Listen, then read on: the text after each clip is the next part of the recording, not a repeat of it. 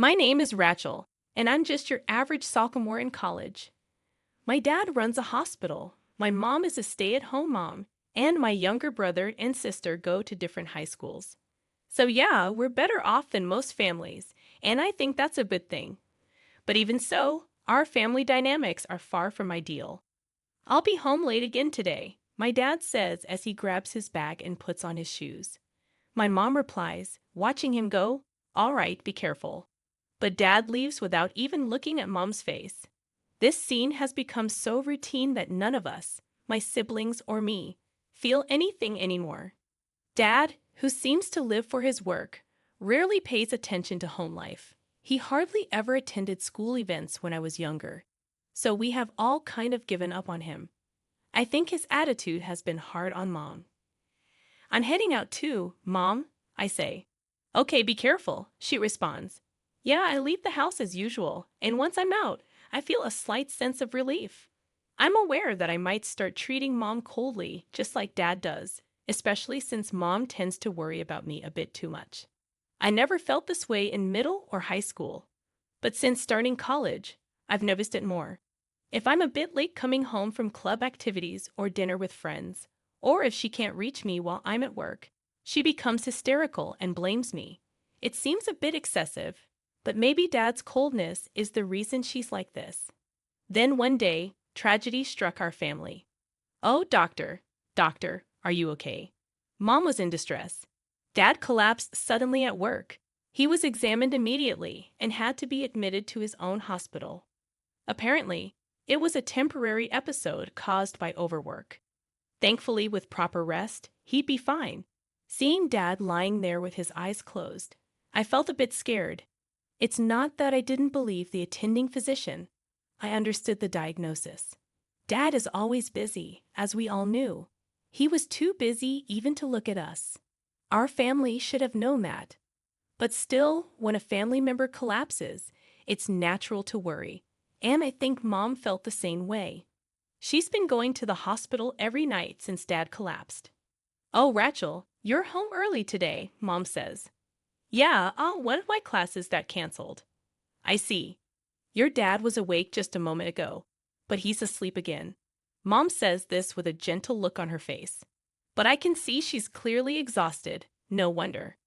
With all the housework and hospital visits, why don't you go home and rest, Mom? I can stay with Dad.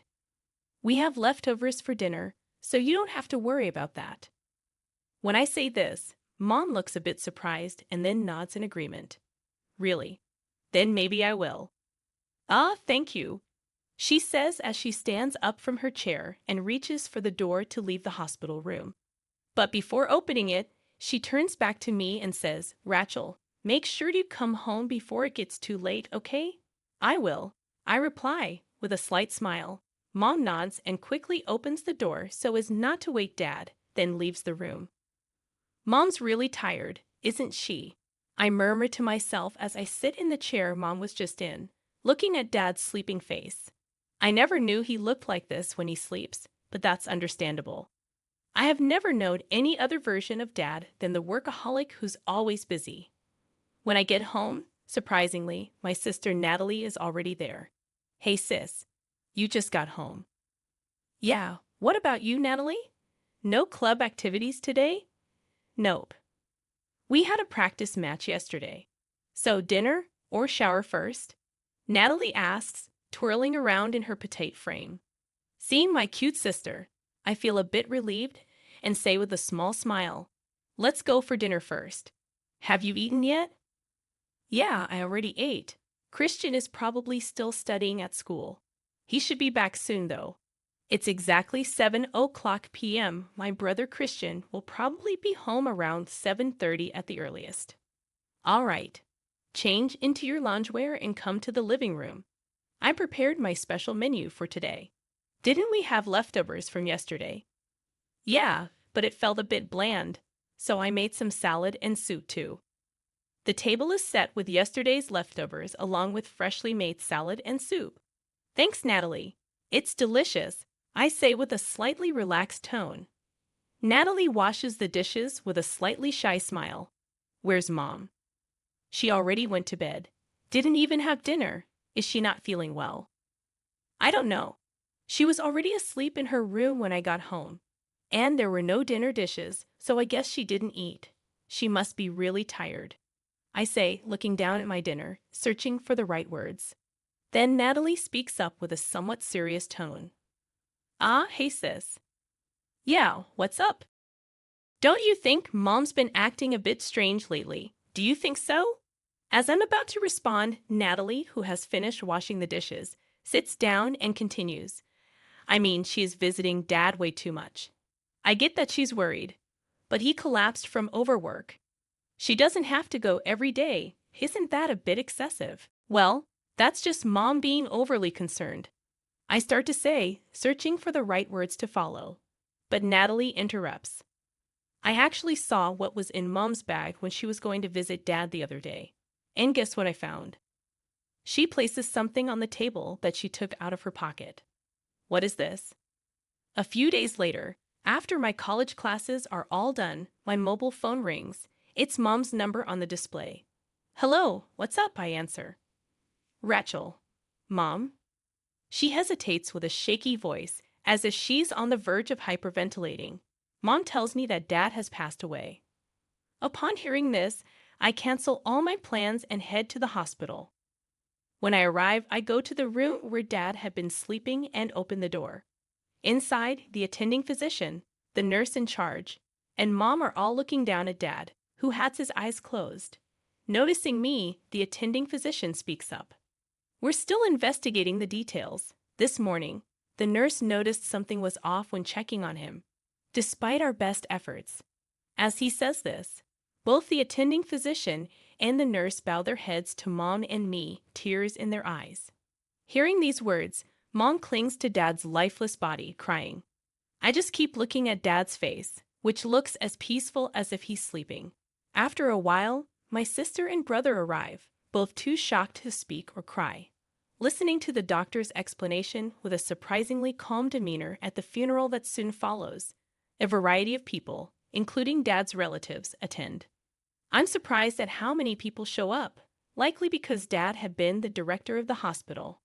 It feels like all these people had been a part of Dad's life. Sometime after the funeral, several of Dad's colleagues, a lawyer, and some relatives visit our home to discuss the inheritance. I happen to be home because my college classes are canceled, so although I'm not keen on it, I join Mom for the discussion. The conversation is very subdued, mainly focusing on legal matters regarding the inheritance. In this solemn atmosphere, Mom says, "My husband passed away peacefully. We will use his inheritance wisely." The room falls silent for a moment, but then all of Dad's colleagues burst into inappropriate laughter. Both Mom and I are at a loss for words. After the laughter subsides, one of Dad's colleagues speaks up. I apologize for the laughter. It's just that what you said was so absurd. It made me laugh in indignation. What? So you actually believe you're entitled to his inheritance? That's what was so funny.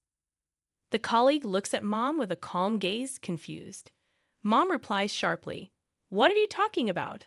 Of course I am. I am his wife, and he died from overwork." The colleague retorts, "Here, quite the actress, aren't you?"